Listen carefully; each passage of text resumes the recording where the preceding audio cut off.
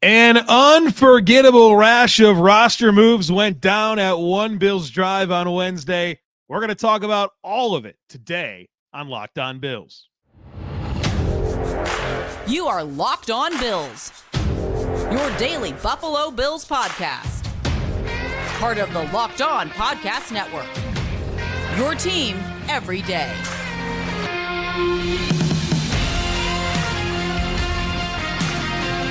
What's up, Bills Mafia? It's Joe Marino, author of Go Bills and Buffalo's Run, also the co-host of the Locked On NFL Scouting Podcast, and I'm your host of Locked On Bills. Want to thank you for making Locked On Bills your first listen every day, and a big welcome and shout out to our everydayers. You know who you are. Those of you who never miss a single episode, I appreciate y'all being here very, very much. I'd also like to invite you to subscribe or follow for free on YouTube or wherever you listen to podcasts. We're part of the Locked On Podcast Network, your team every day. Today's episode is brought to you by FanDuel. Make every moment more. Right now, new customers can get $150 in bonus bets with any winning $5 bet. That's $150 if your bet wins. Just visit FanDuel.com/LockedOn to get started. Well, folks, welcome in. Boy, oh boy, do we have a lot to cover. The Buffalo Bills made seemingly an endless amount of moves on Wednesday, moves that in some instances were expected, in some instances were a bit of a surprise, but we knew moves had to be made for the Buffalo Bills to become salary cap compliant, and Brandon Beane got a lot of that done on Wednesday afternoon. So we're going to talk about all of this. Jordan Poyer, Tre'Davious White, Mitch Morse, all released. Other players released. David Edwards back. Tons of stuff going on. We're going to break it all down for you on this episode. But I do want to start with some general thoughts that are important for us to navigate all of these moves. This was the reality of the salary cap position that the Bills were in. We've been talking about this for months. The Bills, when this offseason started, were north of $50 million over the salary cap. And something I've said continuously this offseason on this podcast is that the Buffalo Bills have to prioritize getting younger and cheaper, and they couldn't be afraid of some resets. I've said that there's parts of this roster that have expired. And while this is difficult to say goodbye to several really good players that have been franchise cornerstones, that have been pillars of this organization, that have represented the Buffalo Bills extremely well and made you proud, the Bills had to take some medicine. And boy, oh boy, did they swallow a big pill on Wednesday, getting younger and cheaper and taking great strides in becoming salary cap compliant. And I guess it's somewhat surprising that so many players were released and maybe there's been less restructured contracts along the way, but it's a lot cleaner to do it this way. And Brandon Beane, I think, after getting in trouble with some restructures that just haven't worked out, and you wind up staying committed to players for longer than maybe you don't want to, he said, you know what, we're just going to rip some Band-Aids off and get this cap space created. Now, one thing that I've also said this offseason on this podcast is to not ride the roller coaster. I pretty much always never think you should ride the roller coaster. There's a lot that's going to go down in terms of player acquisition over the next several months. And so while the concerns that you already had about this roster are now heightened to another degree, right? There's more holes, there's more needs than there were 24 hours ago. And you're already concerned about some things. Let it play out. Let the puzzle come together. It's not going to be a complete picture now, tomorrow, next week, in a month, 2 months, right? There's a lot of time between now and when the Buffalo Bills play in September. So don't ride the roller coaster. Let it play out. Let's see what this final puzzle looks like before we start thinking, well, the Bills are doomed or they're not doomed. Also among my general thoughts is Josh Allen still the quarterback, right? We still got 17. and you still got a lot going for you on this football team. I'm not trying to diminish that the players that the Bills lost today, but we're talking about a 33-year-old safety, a 32-year-old center, and a 29-year-old corner who's had massive injury problems 2 of the last 3 seasons. Now, there's other stuff that we're going to get into, but come on.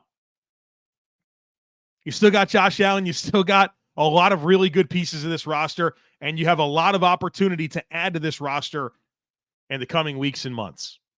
So with the general thoughts out of the way, let's start getting specific here. The Buffalo Bills released Jordan Poyer, released him entering his age 33 season. It creates $5.5 million in cap space. Jordan Poyer's been awesome for the Buffalo Bills. There's no doubt about it. 7 seasons, 107 starts, a huge part of what this team has become. I love Jordan Poyer. Absolutely enjoyed watching him play. Big plays, splash plays, clutch plays, leadership. He's been awesome. Unfortunately, he's 33. There was an opportunity to get out of his contract, and he's coming off his least impactful season in Buffalo.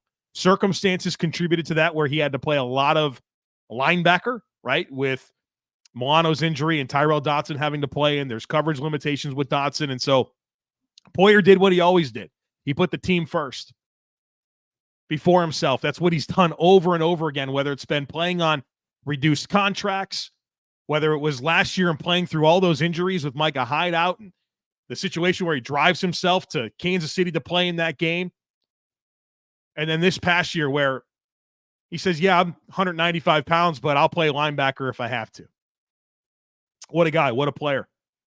I mean, I think there's probably some Wall of Fame discussions that are worth having about Jordan Poyer if the Bills are ever going to put a player on the Wall of Fame again, right? I mean, Kyle Williams should have been in there, years ago, but we'll see what happens there. But I mean, a legend. Jordan Poyer, a legend for this football team. And also, I mean, it's pretty obvious now that Micah Hyde's not going to come back, right? He's an expiring contract. I'd be surprised if he continues playing, probably going to retire. And it's real. It's very real.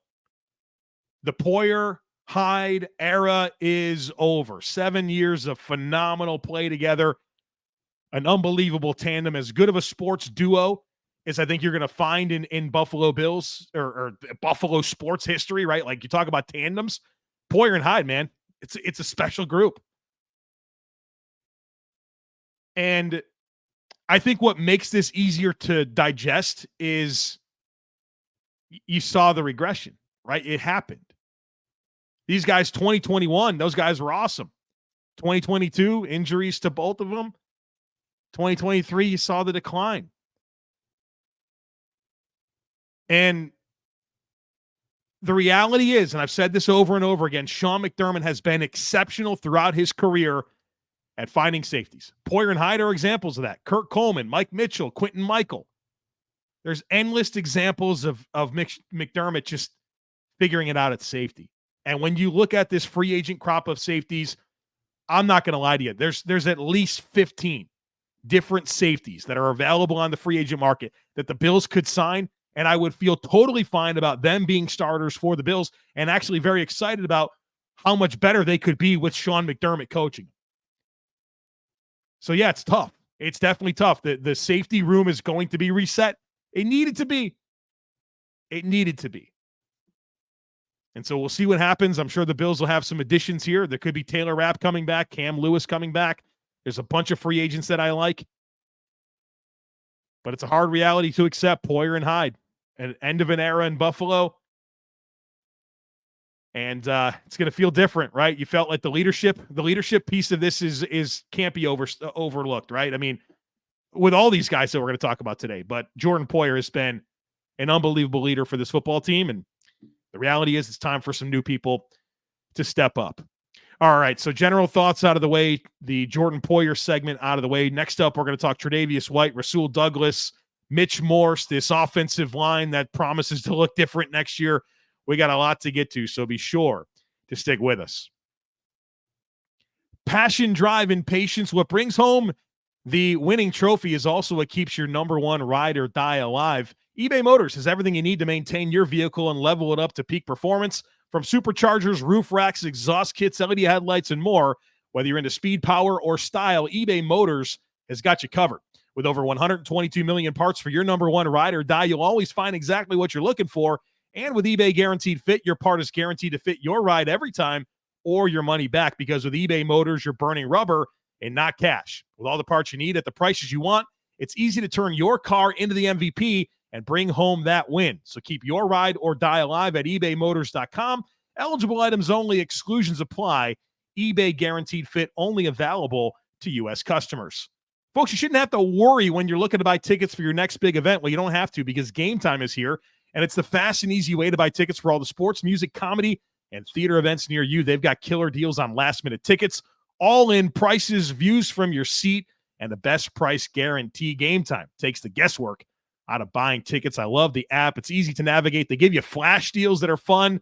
I love that they also, when you buy a ticket, they send it straight to your phone. So you don't have to dig through emails to find it. It goes straight to your phone. So snag the tickets without the stress with Game Time. Download the Game Time app, create an account, and use code LOCKEDON for $20 off your first purchase. Terms apply. Again, create an account and redeem code LOCKEDON. That's LOCKEDON for $20 off. Download Game Time today.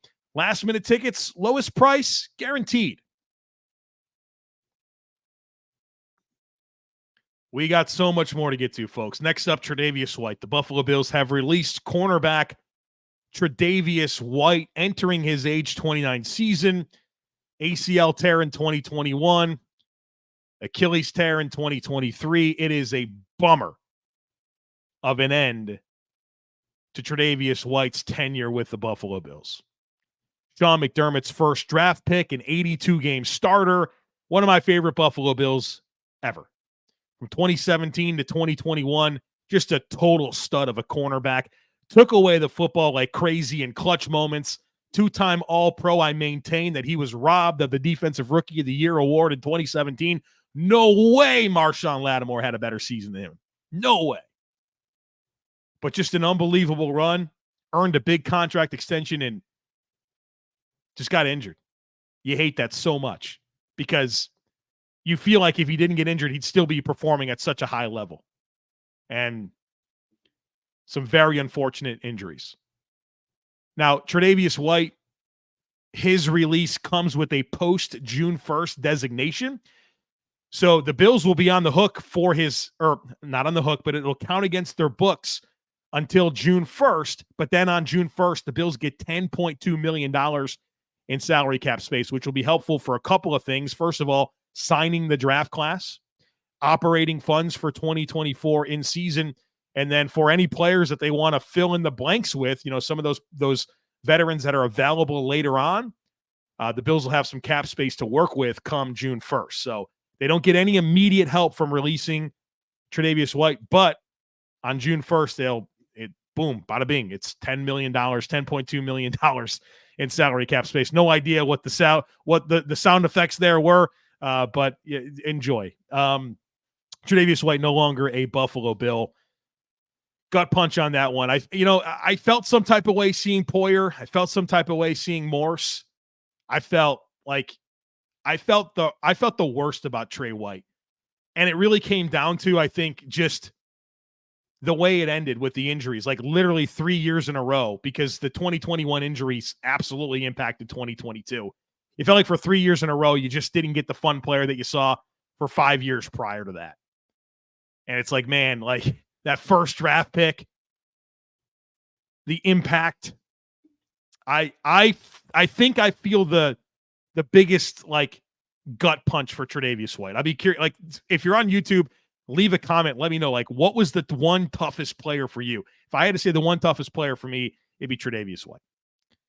Now, let's keep it on cornerbacks for just a second here, and then we'll get to offensive line and Mitch Morse. But another move that the Bills made on Wednesday was restructuring the contract of Rasul Douglas. That freed up $2.5 million in cap space. And so you knew something was going to happen with Rasul Douglas, right? Because the way that the contract was structured, it was like $9 million in cap hit, and none of it was guaranteed. The Bills had to do something with it.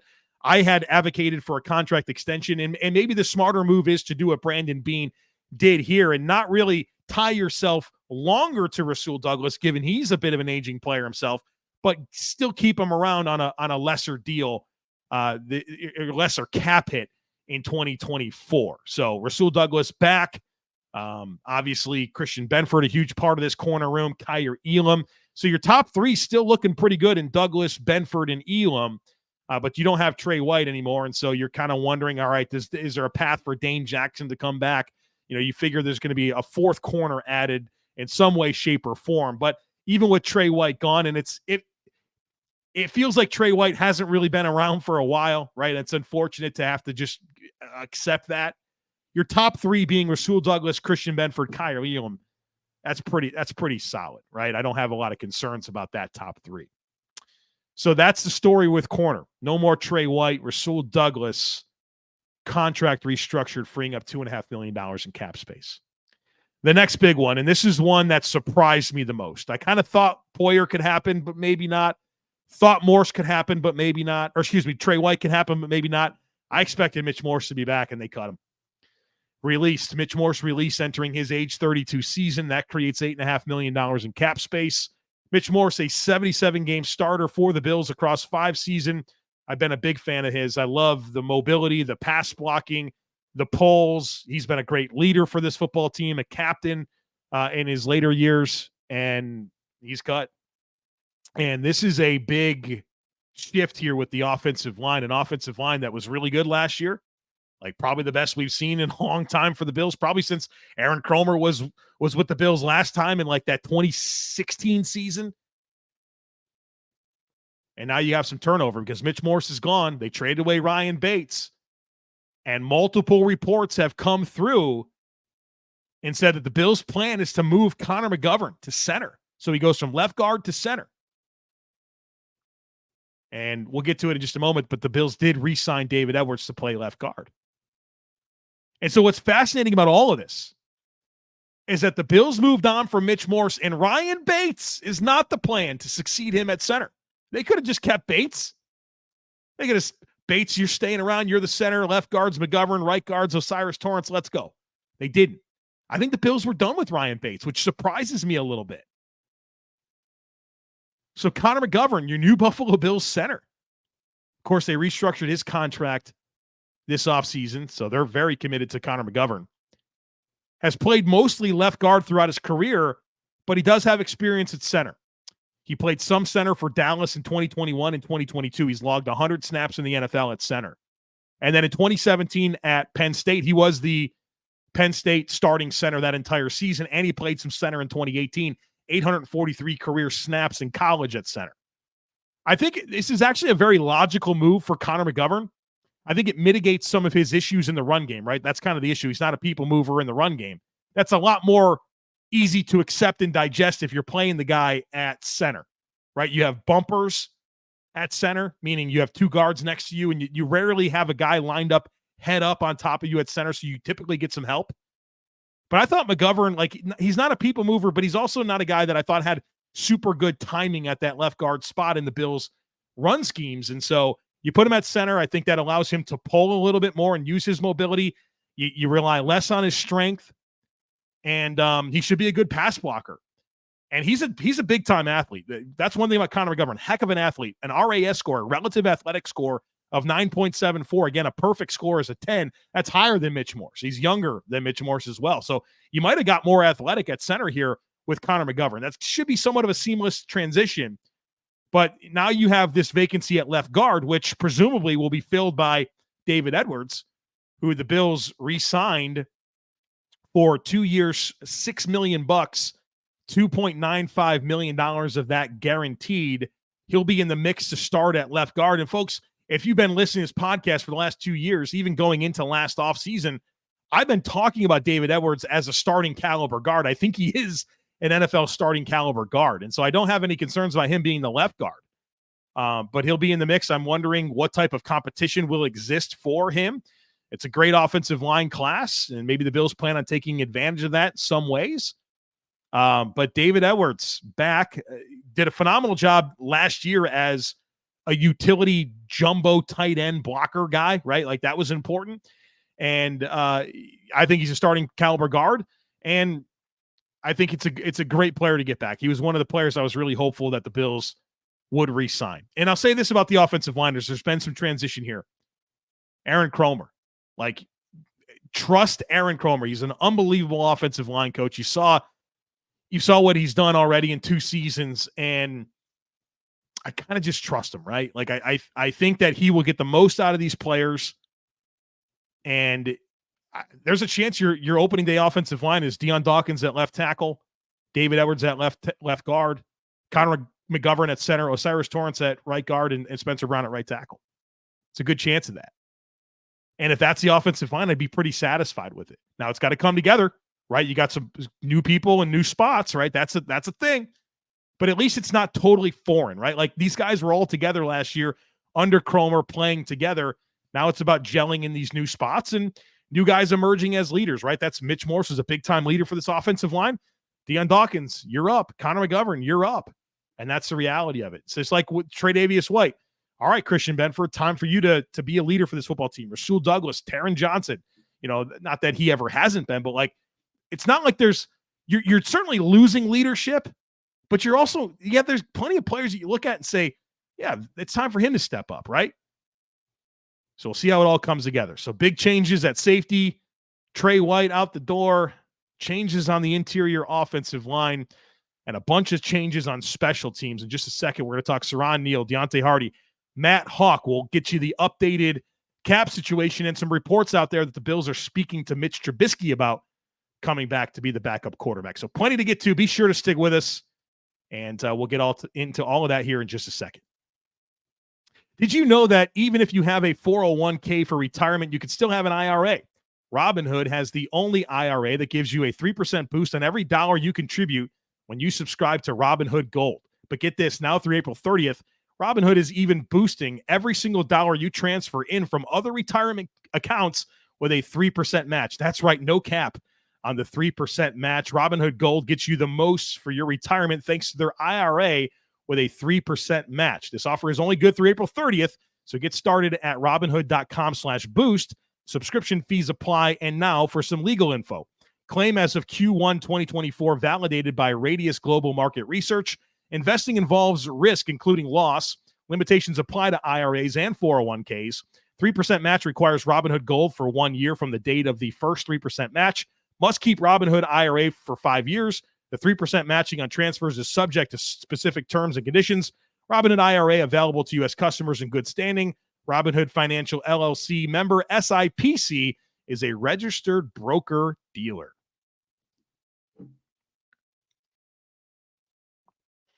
More to get to, folks. More to get to. It's unbelievable. I was out with my wife. We went and got lunch. We went shopping to look for a new couch. And I'm just sitting there in the furniture store, move after move after move. I'm like, this is insane. But our subtext community got my first reaction to all of it. And I would encourage you to check out our Locked On Bills subtext community. There's a link to join in today's show notes. I send out my first reaction to all major Bills news.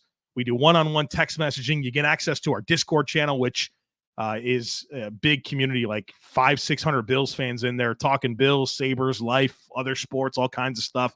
So check out our Locked On Bills subtext community where you'll get my first reaction. Like I said, text messaging. You got a question about the Bills, we can text about it. Check it out. There's a link in today's show notes, whether you're on YouTube or wherever you're listening to this podcast, a link on today's show notes to join the Locked On Bills subtext community. It's a good week to try it out. We got free agency next week, a lot of moves. So check that out. All right, let's get to more here. Siran Neal was released. That clears $2.9 million. Siran Neal entering his age 30 season as a defensive back and special teams player. I think, and look, my mock offseason that I was planning on doing, and I still plan on doing in our next conversation, I had the Bills releasing Siran Neal because I think the impact is just diminishing.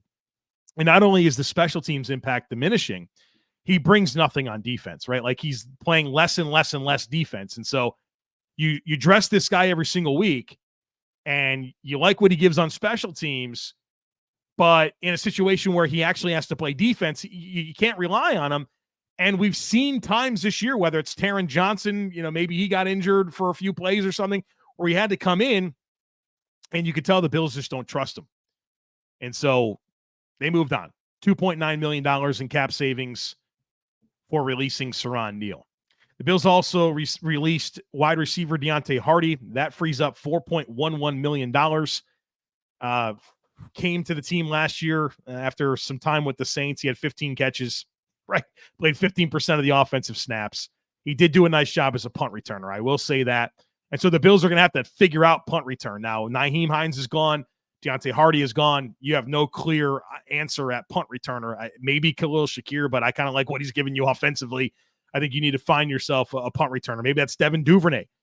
That's something I would love the Bills to sign him. So you need to figure out your punt return situation. But Deonte Harty, I mean, just didn't do enough, obviously, with 15 catches and playing 15% of the snaps, and those snap counts diminished throughout the course of the season. So, you felt like you might have a role early on, and then just every week it's just less and less snaps outside of the punt return. The Bills added a player. Right? They released all these players, but they signed Matt Haack, the punter, signed him to a 1-year deal. I don't have the specifics on the contract quite yet, but I guarantee you it's a 1-year minimum contract for Matt Haack. And we've been through Matt Haack. He's a very inconsistent punter. Does a good job as a holder. I'm curious here because the Bills could cut Sam Martin and free $1.35 million in cap space. Makes me wonder if he's next or not, or if they wanted competition for Sam Martin or what. Like last year they were totally fine with no competition for Tyler Bass and Sam Martin. Maybe that was a mistake. And so I'm not sure if this is a succession plan for Sam Martin or competition for Sam Martin, but the Bills did add Matt Haack to the roster. There's reports. Tim Graham reported that the Bills and Mitchell Trubisky are in talks to reunite. The Bills can sign him at any time because the Steelers released him, so he's free to sign at any time. I've been pounding the table for the Bills to bring back Mitch Trubisky. My mock offseason had the Bills signing Mitch Trubisky. Kind of expect this to go down, and I think he'd be a very good backup for Josh Allen. So we'll talk about that more if and when that comes together. So what does this mean for the Bills' cap situation? Well, entering Wednesday, I had the Bills at $36 million over the salary cap, which included the restructure for Connor McGovern, the Ryan Bates trade, and the Nyheim Hines release. So $36 million over. Spot Rack says that the Bills netted $25.1 million of cap space on Wednesday when factoring in the release of Jordan Poyer, Mitch Morse, Nyheim Hines, Deonte Harty, and Siran Neal, the salary conversion for Rasul Douglas, the signing of David Edwards and Matt Haack. So if that's true, the Bills are now $11 million over the salary cap. Now, again, they're going to get $10.2 million in June when Trey White's release hits the books. So that'll be great for June. Right now, they're $11 million over. We've been through this a million times. They restructured Josh Allen. That's $23.1 million. All of a sudden, you are now cap compliant and you have cap space. You could still do an extension for Deion Dawkins and Taron Johnson. I expect that to happen. That'll get you more cap space. You can restructure Dawson Knox. You can restructure Ed Oliver. And if the Bills literally did those things, restructure Josh Allen, Dawson Knox, and Ed Oliver, and they extend Deion Dawkins and Taron Johnson, they will have $32 million in actual cap space to play with right now, with another 10 coming in June. So maybe, just maybe, free agency is going to be a little more busy in terms of players being added than we originally anticipated. One other note, none of these players that we talked about here today that the Bills released factor into the compensatory pick formula. So when Mitch Morse and Trey White and Jordan Poyer sign with other teams, it does not matter for the compensatory pick formula. It is expired contracts gained versus expired contracts lost, right? Unrestricted free agents gained, unrestricted free agents lost. That is what matters for the compensatory pick formula. So they will not count. So keep that in mind as you're filling out your comp pick bingo charts. Our next conversation should be the mock off season. And fortunately for me, I mapped out the mock off season, but I didn't record it. So I'm very lucky that I didn't record it because I have a lot to adjust. I didn't have a lot of this stuff happening. I had a lot of different ways that I created cap space. Some of it was the same that Brandon Beane did, but not all of it. So I'm going to adjust, and our next conversation, barring another billion transactions from the Bills, will be the mock offseason. So, folks, thanks for being here. Hope you enjoyed this analysis on all of these Bills moves. Hopefully this allows you to see the big picture. I'll be honest with you, I'm pretty excited about free agency now, even more so because I think the Bills have a lot more opportunity to add players. And they have needs. They definitely have needs. We've talked all about the needs. There's more needs that were created on Wednesday. But it's going to be a fun stretch here with a lot of player movement. We'll have plenty to talk about here on Locked On Bills. So don't miss anything. Make sure that you're subscribed. We'd love it if you took a second to rate, review, and share the podcast. Have a great rest of your day. Go Bills. And I look forward to catching up with you again real soon.